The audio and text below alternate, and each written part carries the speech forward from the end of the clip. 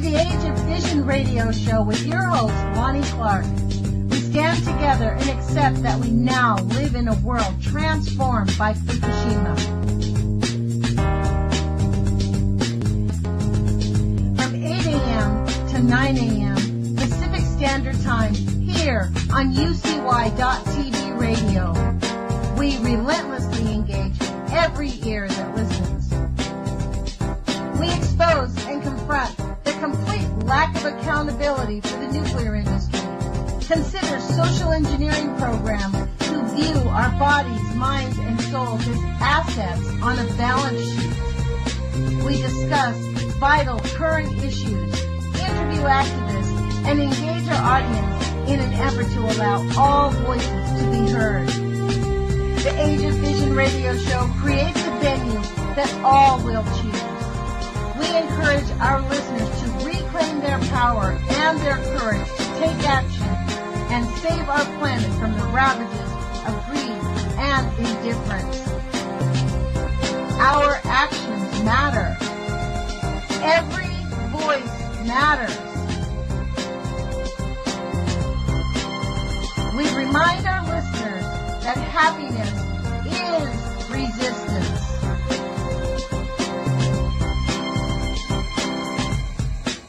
Love is greater than fear.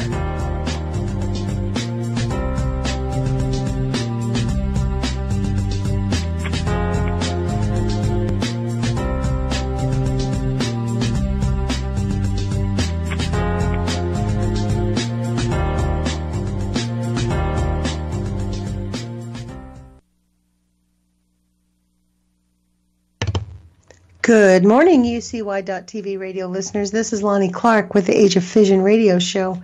Today is February 21st, 2018. It's 8 o'clock in the morning here on the West Coast. And yes, it's me. Jerome called me this morning, not feeling well. He lives in a place where they're getting pretty heavily geoengineered.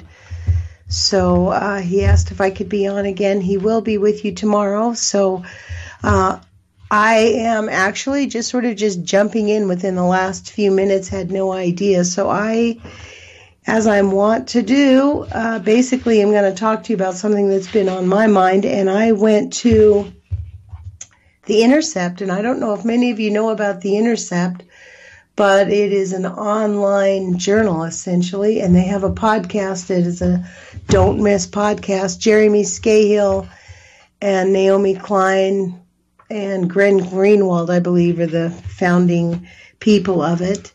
And they have tremendously great investigative reporting there that affects us all. And, one of the things I sort of ranted and raved about yesterday was this idea that the whole thing about guns and the nuclear industry, it's all sort of mixed in together. One of the things that Jerome and I were talking about this morning was the climate change issue that's going on. In the United States, we hear that it's a big hoax, that it's up in the air, that we're being forced into this idea that humans are causing the climate to change. Well, actually, that is not the fact. The fact is 99% of every scientist who studied this issue have all concurred that in one way or another, humans are definitely affecting the climate. And I would say it's much more than just the climate. It is everything. We are beyond the tipping point of where we're at with our civilization in terms of what we're doing. And so based on that, I really, I went to the nuclear alerts right away. It's the usual. I mean, I don't know how many of you know that Indian Point had a very serious automatic critical shutdown last week. And, these nuclear power facilities, we're not going to be told when they melt down. We're not going to be told when they have issues. We're not going to be told when they're leaking. You're not going to be told that you've been poisoned. Let me see, where is that article that I got? I got a whole, let me see if I can find it again. Oh my gosh. I always do this. I get this really great idea to show you something, and then right before I go on the air, I lose it. But let me see what it was yesterday. There was a cleanup of the most challenging contaminated sites. This is a document that I got from Patty Amino, actually. She was doing some research, and it's from the National Academy of Sciences. The date was November 8th, 2012. It's called Cleanup of the Most Challenging U.S. Contaminated Groundwater Sites, Unlikely for Many Decades. That was the title of it, is pretty shocking just on its own, and it'll just infuriate you. So I thought I'd read a little bit from that. Let me give out our phone number in case anybody wants to give us a call. It's 718-717-8106. You can call in and we can discuss anything that you want. We can take it off topic, or we can remain on topic of whatever it is that I'm reading. This is kind of a lengthy article. Well, not altogether. I'll read it. I'm gonna read this whole article to you so you can see where we're at now. Consider this. We're in 2018. This article was written 6 years ago, and I think whoever wrote this is pretty accurate. So let me just get into it, because this has some pretty interesting information. It says, for immediate release. That's the kind of laughable thing.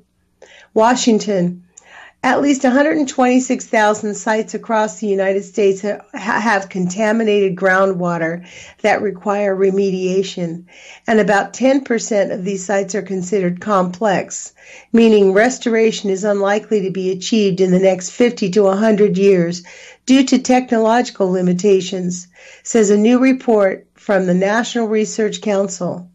The report adds that the estimated cost of complete cleanup at these sites range from $110 billion to $127 billion, but the figures for both the number of sites and the costs are likely underestimated. Several national and state underground cleanup programs developed over the last 3 decades under various federal and state agencies aim to mitigate the human health and ecological risks posed by underground contamination.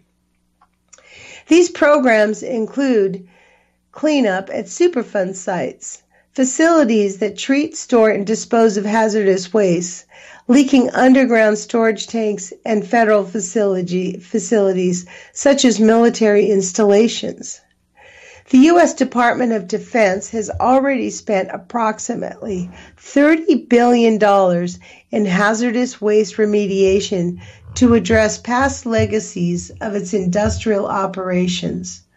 DoD sites represent approximately 3.4% of the total active remediation sites, but many of these sites present the greatest technological challenges to restoration with very high costs. Therefore, the agency asked the National Research Council to examine the groundwater remediation efforts and the challenges facing the U.S. Army and other responsible agencies as they pursue site closures. The complete removal of contaminants from underground is possibly thousands of complex sites in the U.S. is unlikely. Wow. I guess that's what they told St. Louis, isn't it?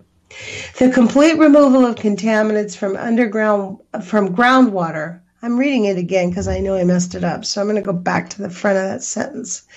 The complete removal of contaminants from groundwater at possibly thousands of complex sites in the U.S. is unlikely, and no technology innovations appear in the near time horizon that could overcome the challenges of restoring contaminated groundwater to drinking water standards, said Michael Cavanaugh, the chair of the committee that wrote the report and a principal of the Geosyntic Consultants, Inc. in Oakland, California. At many of these complex sites, a point of diminishing return will often recur as contaminants in groundwater remain stalled at levels above drinking water level standards. despite continued active remedial efforts. We are recommending a formal evaluation be made at the appropriate time in the life cycle to a site to decide whether to transition the site to active or passive long-term management. The estimated range of remediation costs do not account for technical barriers to complete cleanup at complex sites or the costs of cleanup at future sites where groundwater may become contaminated, the committee said. A substantial portion of the cost will come from public sources, like taxes, at some complex sites, as some complex sites are orphan sites, and many other complex sites are the responsibility of federal or state agencies. The committee said that the nomenclature for the phrases of site cleanup and cleanup progress are inconsistent among public and private sector organizations, which could confuse the public and other stakeholders about the concept of site closure. For example, many sites thought of as closed and considered successes still have contamination and will require oversight and funding over extended time frames in order to maintain protectiveness, including 50% of the contaminated groundwater sites evaluated by the committee that have been deleted from the Superfund list. Wow. Let me read that again. For example, many sites thought of as closed and considered successes still have contamination and will require continued oversight and funding over extended time frames in order to maintain protectiveness, including 50% of the contaminated groundwater sites evaluated by the committee that have been deleted from the Superfund list. More consistent and transparent terminology that simply and clearly explains the different stages of cleanup and progress would improve communication with the public. I don't think they really want improved communication with the public. The central theme of this report is how the nation should deal with those sites where residual contamination will remain above levels needed to restore restoration, Kavanaugh said. In the opinion of this committee, the finding needs to inform decision-making at these complex sites, including a more complex use of risk assessment methods and support for a national research and development program that leads to innovative tools to ensure protectiveness where residual contamination persists. In all cases, the final end state of these sites are to be protective of human health and the environment consistent with the existing legal framework. But a more rapid transition will reduce life cycle costs. Some residual contamination will persist at these sites, and future national strategies need to account for this fact. The committee said that if a remedy at the site reaches a point where continuing expenditures bring little or no reduction of risk prior to attaining drinking water standards, a reevaluation of the future approach to cleaning up the site called a transition assessment should occur. The committee concluded that cost savings are anticipated from timelier implementation of the transition assessment process, but funding will still need to be maintained long-term management at these complex sites. The report was sponsored by the U.S. Department of the Army, the National Academy of Sciences, National Academy of Engineers, Institute of Medicine, the National Research Council, make up the national academies. They are private, independent, nonprofit institutes that provide science, technology, and health policy advice under an 1863 congressional charter. Panel members who serve pro bono as volunteers are chosen by the academies for each study based on their expertise and experience and must satisfy the academy's conflict of interest standards. The resulting consensus report undergo external peer review before completion. So that was written by the person to contact at the time was Jennifer Walsh, Media Relations. However, my guess would be the phone number is the same, 202-334-2138. And the email is news@nas.edu. So that's pretty interesting. I thought that was pretty timely. We're talking about the destruction of we're really talking about the destruction of our water sources, essentially, aren't we? I mean, that's essentially what we're talking about. So I clicked on the home page on this report to see what the basically the front page looks like now of this report in 2018. Let's see. Economic. Here, let me go into this one. There's a report. I hope I can pull it up. Some of these reports, it's a video documentary. I guess they've transitioned into videos now that most people like to get their information read to them, told to them. Environmental Health Matters Initiative. It's a brand new initiative. Let's see what that looks like. How do I get there? Worldwide initiative to transform. Clicking on it and nothing happening. How about this? February 15th, 2018. National Academy announced initiative on environmental health. Appoint advisory committee. The National Academies of Science, Engineering, and Medicine are launching an academies-wide initiative to transform how the nation addresses the complex issues associated with environmental health, a field that examines how the environmental affects humans' health. The initiative will bring together expertise across institutions, including environmental, medical, social science, engineering, energy, and involve leaders from government, corporate, and academic entities to explore the latest science, identify promising solutions, and create innovative pathways towards environmental health. So I guess they're setting this up as we speak. This is dated February 15th.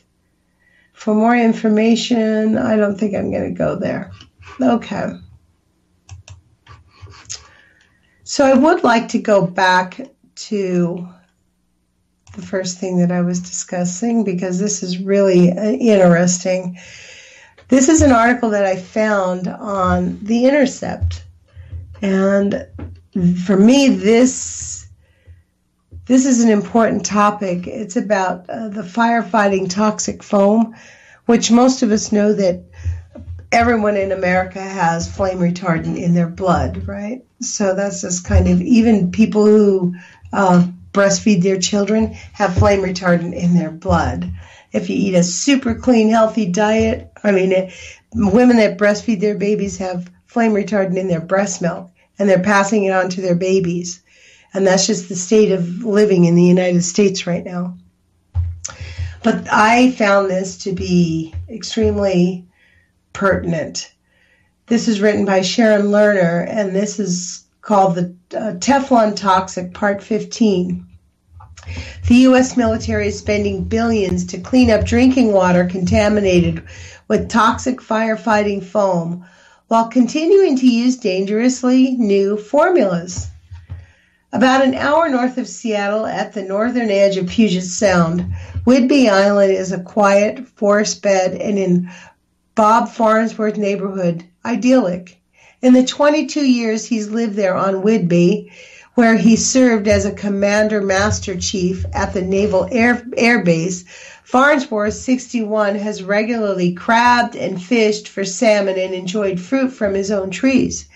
His home, which was recently praised at $469,000, is less than a mile down from a fir tree-lined road from a sandy beach.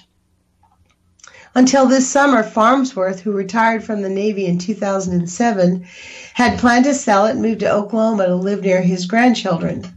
After a 30-year career, Farnsworth has an enduring love for the Navy, but last February he discovered a toxic side to the Navy's presence in his life. His well, which he had used to water his fruit trees, cook and fill his children and grandchildren glasses for over the years, tested positive for 3 chemicals that had apparently seeped in from foam used for firefighting on the base. One chemical, PFOS, was present at 3,800 parts per trillion, more than 54 times the safety standards set by the Environmental Protection Agency in 2016. Because of contamination, Farnsworth worried that he wouldn't be able to sell his house and decided not to put it up on the market. Suddenly, a place that had been a haven felt more like a trap. "We feel like we're hostage here," he said recently. The realization that he and his wife had been exposed to the chemicals, which have been linked to prostate cancers and thyroid diseases, cast the struggles they have had over the past years with these very diseases in a new light. "I don't know what was related," he said. There you go. Plausible deniability. After testing the wells, the Navy provided Farnsworth with several of his neighbors whose wells tested positive for PFOS and PFOA with clean water. Spokesperson Lieutenant Ben Anderson said the Navy plans to continue providing bottled water and ultimately provide a clean water source to all affected families. But many on the island feel the response is an inadequate fix to the contamination that has upended the lives of many of the deceased and decreased their property's values. I beg your pardon. "What the Navy is doing here makes no sense," said Stephen Swanson, a retired physician living near Farnsworth, whose private well contained 440 parts of PFOA. Swanson, who also has prostate issues, felt that the Navy didn't share his urgency about cleaning up the chemicals. "They're just hoping this will all die down and people will get used to living with contaminated water." Ding, ding, ding, ding, ding. Give that man a gold star. That's the issue of the day. They're just hoping that this will die down and people will get used to living with contaminated water. We have with the nuclear industry, we're drinking treated water no matter what you do. Back to the story. According to a statement issued by Anderson, Navy officials at NAS Whidbey Island, Navy Region Northwest, and Naval Facilities Engineering Command Northwest are fully committed to the timely and successful cleanup of the PFA's contamination, and it will be involved in all required actions until they are complete. Right. You know what that means? Somebody gets to make money in perpetuity. Contamination from the military's use of firefighting foam, or AFFF, isn't limited to Whidbey Island. The foam has been used on hundreds of bases around the country since at least the early 1970s to put out emergency blazes, and far more often to douse fires purposefully set to prepare firefighters for those emergencies. Chemicals in the foam, known as per and polyfluoroalkyl substances, or PFAS, have seeped into the water in and around those bases. PFOA and PFOS are just the two best known examples of a much larger class of PFAS molecules. Because mounting research links these chemicals with a host of health problems, including kidney, testicular, bladder, and prostate cancer, as well as immune and reproductive and hormone dysfunction. The contamination amounts to a seminal public health challenge, as Patrick Bressi, director of the Center for Disease Control, National Center for Environmental Health, recently described it. Yet, even as the Army, Navy, and Air Force have begun the slow process of addressing the contamination, which is expected to cost upwards of $2 billion, the Department of Defense isn't abandoning this line of chemicals. While some of this precise formulations that cause the contamination are off the table, the U.S. military is in the midst of an expensive effort to replace older foam with a newer formulation that contains only slightly tweaked versions of the same problematic compounds. Though marked as environmentally responsible, this new foam contains PFAS chemicals based on slightly shorter carbon chains, 6 as opposed to 8 atoms. While many of these shorter compounds exist, the human body more quick While many of these shorter compounds exist, the human body more quick exit. Man, I apologize for this. While many of these shorter compounds exit the human body more quickly, they still accumulate in the blood and other tissues. And like the longer compounds that have been the focus of environmental concerns across the country and around the world, these shorter molecules will persist indefinitely in the environment and never break down on their own. Hang on, I need to get a little bit of water.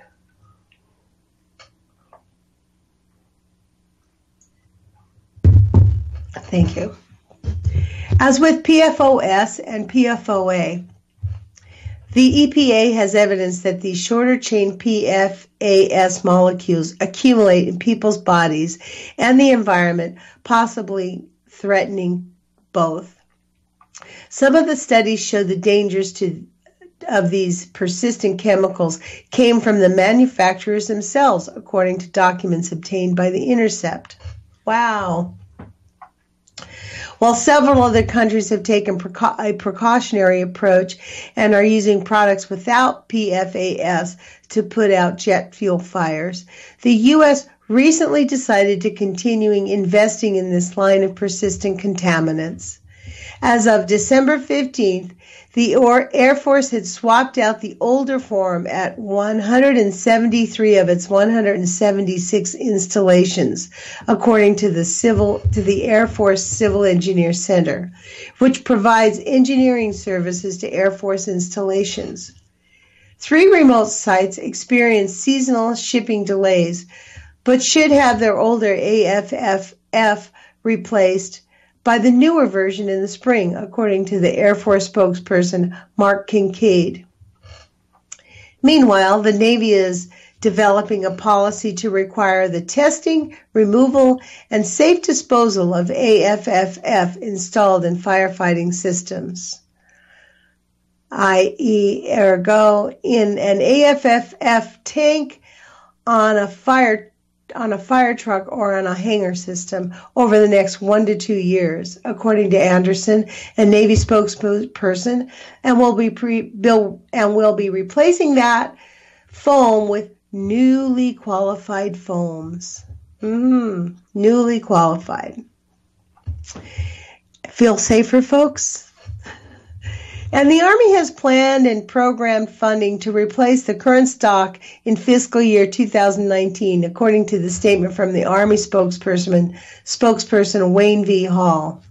The Air Force has already spent $10.8 million on replacing and incinerating old AFFF, according to the Air Force spokesperson Laura M. McAndrews. The cost of that transition is predicted to reach more than $74 million as the process stretches on at least until 2020, according to a 2015 Air Force PowerPoint presentation. That document, along with, by the way, she has a link to that PowerPoint presentation, so if you go to The Intercept, you can find these links. That document, with many others cited in this article, was obtained through discovery in a lawsuit against the U.S. government over PFAS contamination filed by attorney Mark Kuker, who shared it with The Intercept. Some of that expense is, Some of that expense is purchasing what Air Force Fire Chief James Podolsky referred to in an August 2016 memo obtained by The Intercept as a, quote, new environmentally responsive 6-carbon chain formula, unquote, of AFFF. The new foam contains no PFOS and, quote, little or no PFOA, according to an Air Force press release. Instead, it uses the closely related molecules that pose many of the same dangers. And then they give you a big, beautiful picture of a wreckage there that they've turned out. The Navy began requiring its vessels to carry AFFF in 1967 after 134 sailors died in a fire aboard the USS Forrestal. The aircraft carrier had been off the coast of North Vietnam when a power surge caused a rocket to fire and strike a fuel tank, igniting, leaking fuel, and causing 9 bombs to explode. The fire burned all night and turned into one of the worst disasters in U.S. naval history. Lieutenant Commander John McCain, then a pilot on one of the Seahawks aboard the Forrestal, jumped from the nose of his plane and ran through the flames to safety. AFFF was a new compound then. Navy scientists had been working with Minnesota-based chemical company 3M on developing the foam since the early 1960s. In 1966, the Navy patented the material, which created a thin layer over the surface of the fuel that smothers the flames and prevents the release of vapor that could otherwise ignite or reignite. According to military specifications, the foam required a key ingredient, fluorinated surfactant, a chemical to help make the foam spreadable. 3M was the military's only supplier until the mid-1990s, when it was then joined by several other companies. PFOS-based foam was widely adopted. Eventually, the Department of Defense used it on all aircraft hangars, airfields, aircraft fueling stations, and other locations. The Federal Aviation Administration adopted the foam to fight fires on all commercial airports, and military and airports around the world also came to use the foam. But environmental concerns about the foam emerged as early as 1974, when a report from one of the U.S. Navy's research centers fretted over releasing a, quote, a large raft of snow-white AFFF floating into harbors, unquote, as was then the practice, although the precise dangers posed by the foam were unclear, and 3M had reassured the Navy that the foam would have no adverse effects on the environment, according to the report. The authors noted that practically anything undrinkable by humans is unfit to discharge over the seaside into the sea, and suggested using foam made from glycerin and water. 2 years later, a 1976 memo about AFFF from another Navy research lab noted that improvements are desired in the environmental area. Navy scientists proposed changes to Navy practice, including testing for toxicity. The Navy did not take up all the suggestions. Wonder which ones they didn't take up. Probably the one for testing for toxicity, folks, as we can all know. I'm telling you what, this just infuriates me. It's like at every step. Okay, let's back to the story. Already thousands of gallons of foam were being dumped into the harbors in San Diego and Norfolk, Virginia.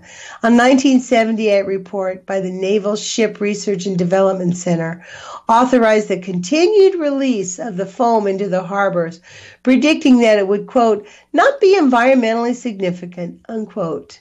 It took nearly 20 years until 1996 for the concerns to revive substantially, and even then, no one yet grasped the tiny amounts of the chemicals of this foam could affect people's immune systems and change their risk for cancer and other diseases. Rather, according to the memo to the Navy Facilities Engineering Service Center, there was a lack of data showing the fluorinated molecules in the foam were biologically safe. Though they were still vague, the mounting concerns about the environmental effects of AFFF presented naval commanders with an ethical dilemma. Whatever unspecified health and environmental problems the foam might cause down the line, it was already saving lives by preventing catastrophic shipboard fires. Right. In 2000, the environmental worries suddenly became less abstract and more public. After decades of providing the firefighting foam to the military, 3M, the Navy's partner in creating AFFF, announced it would stop making PFOS, the company's patent surfactant, and ultimately the foam. At an August 2000 meeting at the Pentagon, an EPA staffer who worked on chemical risk explained the research that led 3M to decide to take its product off the market. She described one study conducted both by 3M and DuPont, which by that point was making a similar product. In the experiment, monkeys exposed to PFOS had lost weight, developed enlarged livers, and in some cases died within 3 weeks. Because some of the monkeys, given the lowest dose of the chemical, had died, the researchers were unable to find any safe level of exposure. Citing other research as well, she warned that the continued release of PFOS would pose a, quote, serious concern for potential future risk for humans and wildlife, unquote. Doggone it. According to an attorney representing the company, 3M generally believes that these chemicals present no harm to the environment or human health at levels they are typically found in the environment. Certainly, 3M sold its AFFF products with instructions regarding their safe use and disposal. It's not toxic because we say it's not, folks. That's why. While 3M's decision meant that its AFFF made with PFOS would no longer be available, the military continued using formulations of the foam that contained other PFAS surfactants. But less than a year after her first presentation, the EPA staffer spoke again at the Pentagon, where she reiterated the EPA's concerns about PFOS, and her warnings were taken a step further. The EPA wasn't just concerned about PFOS, she explained, going on to advise the military brass not to rely on this class of chemicals, and recommended a program to seek, test, and consider long-range alternatives. In the meantime, the EPA would be studying the risks. The EPA's interest in their products presented a choice for the chemical and foam makers. They could, like 3M, stop making the surfactants used in AFFF. Or they could ignore the warnings and stay in a market that, with 3M's departure, had just gotten considerably more lucrative. Shortly after the Pentagon meeting raised the possibilities that the EPA would scrutinize these other chemicals, the foam and surfactant manufacturers made their decision clear. Not only would they continue to make AFFF and the fluorinated surfactants, they would also create an organization to defend these products. The Firefighting Foam Coalition, with DuPont and chemical company Dynax among its founding members, was soon making presentations to the EPA and various branches of the military. Their messages were reassuring. The chemical used to replace PFOS were safe for human health and the environment, and AFFF was the only way to safely protect military personnel from fires. Wow. The Firefighting Foam Coalition was headed by lobbyist Tom Cortina. Cortina was an old hand at defending chemicals from the EPA, but his newest clients were facing especially daunting troubles. By 2000, some of the Department of Defense had raised the possibility of replacing AFFF with a foam that didn't contain chemicals that would persist in humans or the environment. The next year, the country's most prominent air safety organization, the National Fire Protection Association, held a meeting to discuss the need to abandon AFFF. And in 2002, a consulting company called Hughes Associates gave a presentation to a Federal Aviation Conference that warned that the fluorinated surfactants in AFFF were among the most environmentally persistent substances ever, impervious to biological and most chemical assaults. As concerns began to swirl around their products, Cortina, joined by DuPont's Stephen Korzeniowski, pushed back. At conferences, in journals, and in meetings with the military and the EPA, they repeated a key talking point. Only one PFAS chemical, PFOS, had been taken off the market. Since their products didn't contain PFOS, their products were safe. One of the coalition's biggest tests came on October 2003 meeting that was part of the EPA's investigation of perfluorinated chemicals. The agency was considering whether telomeres used in AFFF, as well as the foam itself, should be part of that regulatory investigation. Had the agency concluded that the other surfactants in AFFF posed a significant threat, that step could have led fairly quickly to restrictions, or at least to a voluntary phase out of the chemicals, as it eventually did with PFOA and PFOS. But at the meeting, the Firefighting Foam Coalition asked the EPA to exempt it from the regulatory process. The Firefighting Foam Coalition strenuously argued that these newer chemicals were safe, and the EPA basically bought that, said Rob Billett, an attorney who was at the meeting recently. It was so slick, he said. Whatever drove the decision not to include AFF in its regulatory process, Cortina was clearly pleased about it. I consider this to be a major victory of the FFFC and the telomere-based AFFF industry, he wrote in a memo to the coalition members that Korzeniowski circulated to his colleagues at DuPont. It was a major victory.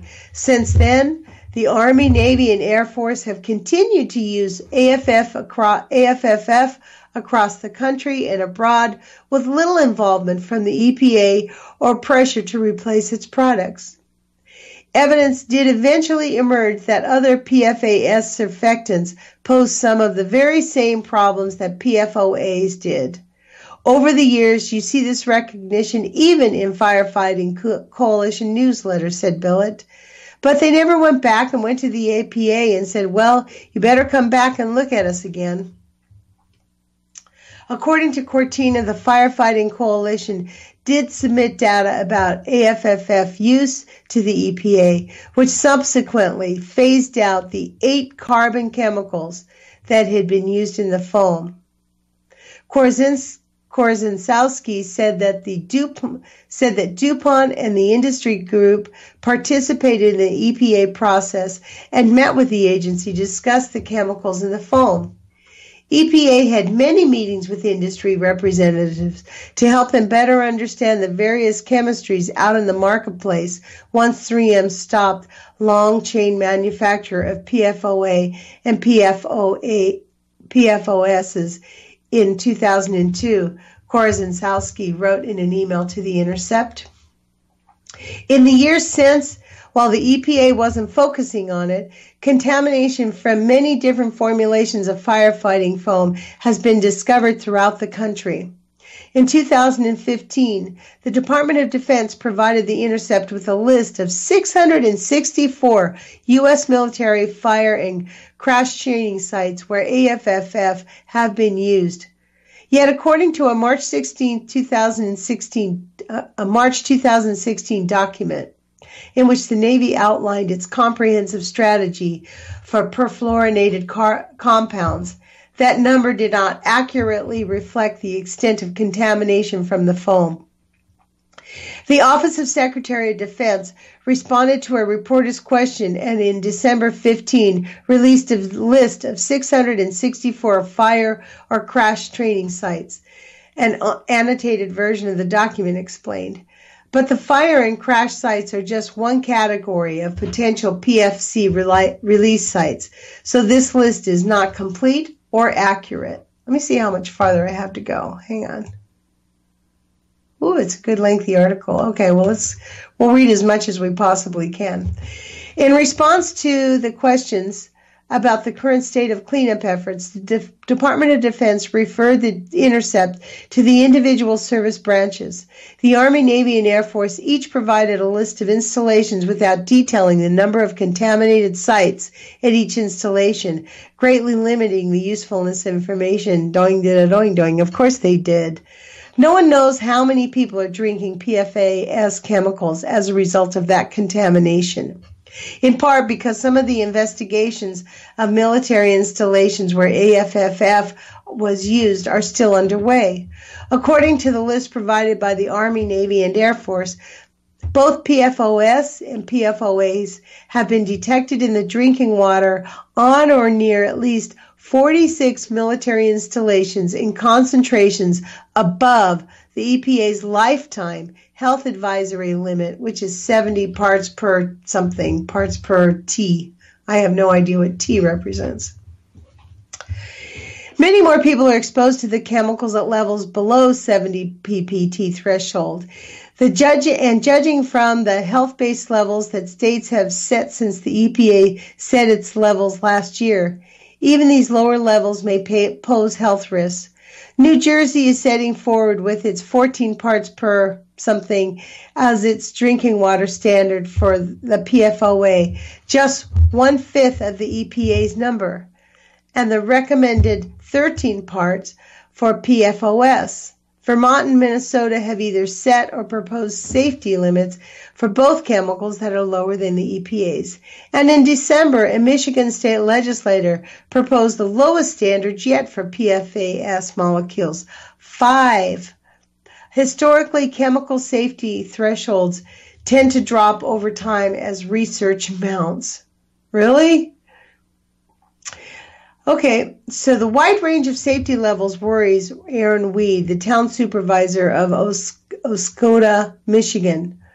Although the fact that the PFOA and related PFAS chemicals from AFFF used at the Worth Smith Air Force Base has leached into local water was first made public in 2003, Weed first learned about it in 2012. Air Force officials presented news of the contamination as not that big of a deal, Weed said. That was the impression I got, that it was nothing to worry about. But it soon became clear that the Air Force had different ideas than Weed about the worrisomeness. Last year, he learned that the New Jersey's proposed safety levels. He brought his concern to a meeting of the cleanup team for Worth Smith Base, where the Air Force officials were discussing a plume of groundwater that contained 50 parts per, gosh, I wish I could figure that out, PFOA. 50 parts per, anyways. I'm going to look that up, PPT. I want to finish this article more than I want to know what that means. They were talking about 50 parts PPT as if it wasn't even there. So I said, why are you talking about 50 parts PTT like it's almost nothing when New Jersey says 14 PPT is something? A few days later, Weed said he received an email from an Air Force official explaining that he was no longer welcome at the cleanup team meetings. According to spokesperson Mark Kincaid, the Air Force was working closely with the community living near Worth Smith Base and recently established a restoration advisory board to ensure the community has the access to information about our efforts on the installation. Weed was designated an alternate member of that board. The other question now dogging those living with contamination from AFFF is how many different chemicals pose a danger. The EPA has set groundwater and drinking water health advisory levels for only 2 compounds, PFOS and PFOA, the 8 carbon molecules that have been used in non-stick products as well as firefighting foam. So your spray-on oil, folks, stop using it. The military's policy of addressing only these 2 chemicals flows from the EPA's decision to limit its own action on PFOS and PFOA. Yet clearly other compounds in AFFF also pose threats. After testing, Whidley Island also turned up 6 PFAS chemicals in the water there. Navy personnel arrived at Farnsworth House to present and explain the results of the testing as well. They told me the only ones I had to worry about was PFOS and PFOA, Farnsworth said recently. Meanwhile, Swanson, the retired physician, had several of the suspected toxic chemicals in recent blood tests, yet he said the Navy never spoke to him about the presence of these other chemicals or how to get rid of them. They don't want to admit that any of these chemicals are bad, Swanson said. The military is applying the same approach to remediation as well. Although multiple chemicals are known to have tainted the water at Whidbey and other military installations, the military is only attempting to clean up PFOA and PFOS. The only ones we have an active response requirement for is these 2, said Maureen Sullivan, Deputy Assistant for Secretary of Defense of Environmental Safety and Occupational Health, explained to me in a June interview. The exclusive focus on PFOA and PFOS means that some people who have a broader category of chemicals at considerable levels in their drinking water do not receive clean water from the military. Recognizing that PFOA and PFOS may well have a cumulative effect, the EPA set not just a safety level of 70 ppt for each chemical, but the same cutoff for both combined. Neil Sims, who lives near the quaint town of Coopville on Whidbey Island, didn't receive clean water from the Navy even after tests of his tap water showed he had 4 PFAS compounds in his water, totaling more than 80 ppt. That's because when it came to the only 2 recognized dangers, Sims water had less than 30 ppt, well under the EPA's 70 ppt cutoff. But the test showed that when the levels of PFHXF, PFHPA, and PFBS were included, the totals were over 74. Wow. Richard Abraham, an environmental consultant who lives about 20 minutes south of Sims on Whidbey, was worried about the other PFAS chemicals found in Coopville as well, which provides Sims water and also serves the local school and hospital. He asked the hospital to install a filter that removes the chemicals. The hospital denied his request, and in an article in the Whidbey News Times, the hospital board member referred to Abraham as an alarmist and blamed him for causing unnecessary chaos. The mayor of Coopville told the paper there was no reason to filter the water and said that the chemicals found in the town's water do not rise to a level of concern upon EPA requirements. Wow. In January, the Navy announced its intention to set up a filtration system for the town of Coopville, according to the Navy spokesperson Mike Welding. But Abraham and Sims were right to be concerned. Regulators in Europe have already taken action on PFAS XS. Minnesota set levels for PFBS and PFBA back in 2011, and a group of scientists cited for health and environmental concerns when they recommended limiting use of the entire class of PFAS chemicals, which likely comprises hundreds of different compounds in 2015. The state of Washington is working on establishing a lifetime advisory limit for PFAS compounds. According to Navy spokesperson Ben Anderson, the Navy will promptly respond to appropriate if limits are set for those chemicals. Little too late, Guy. Some of the Navy seem to have anticipated the confusion that would result from singling out two chemicals for response, while many other similar, potentially hazardous compounds are clearly also present. A draft version of a March 2016 document of the Navy's comprehensive study around contamination from the perfluorinated compounds in AFFF obtained by The Intercept revealed an interest in limiting the public's knowledge of the range of contaminants in their water. Do we want to mention somewhere in this strategy that our sampling focus will only be on PFOA and PFOS? Nancy Nehm, Chief of Naval Operations Energy Environmental Readiness Division, asked in a comment on the document. Nehm went on, I think it's crucial to ensure that we don't open the door for sampling to be done on the full suite of PFCs. Wow.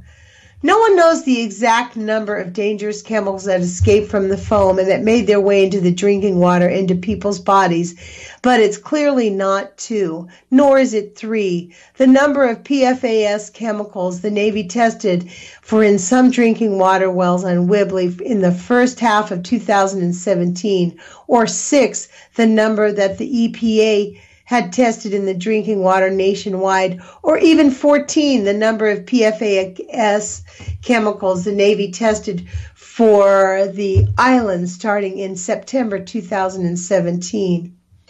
Wow. The analysis of water where the foam was used, which was published last January in the Journal of Environmental Science and Technology, found 57 classes of PFAS molecules, each of which could contain many individual chemicals. Excuse me, I need a glass of water.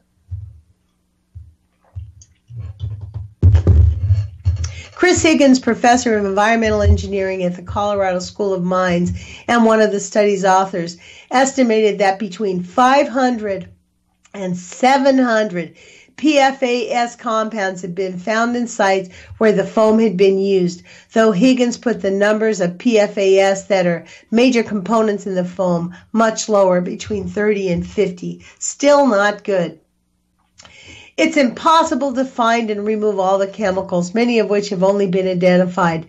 The manufacturers themselves probably don't exactly what was in them, said Higgins. In most cases, these dangers to humans also remain mysterious. While some of these compounds may be less toxic than PFOS and PFOA, according to Higgins, some could be more toxic. Further complicating matter is many of the shorter chain molecules for which the EPA has yet to set drinking water standards, and the military has yet to address directly. And they appear to be more difficult and more expensive to filter out than PFOA and PFOSs. Oh my gosh, we're running out of time. Susan Gordon, oh man, we have a long way to go. This is quite a long article, you guys. It goes on for a long time. So, look, I am going to stop here. We have less than a minute to go. I encourage you to go to theintercept.com and read the rest of this article. It will knock your socks off. Quite long. I don't think I'll pick up this moniker again. I'll be with you guys on Monday. I believe on Monday I will be interviewing Gerard Hay again. He's a guy I met online on Facebook with some pretty interesting political ideas. Put your courage feet on, you guys. As you can see, it's up to us to protect ourselves, up to us to out the information. Information's out there, but we got to get it out there. Take action. We'll talk to you guys Monday.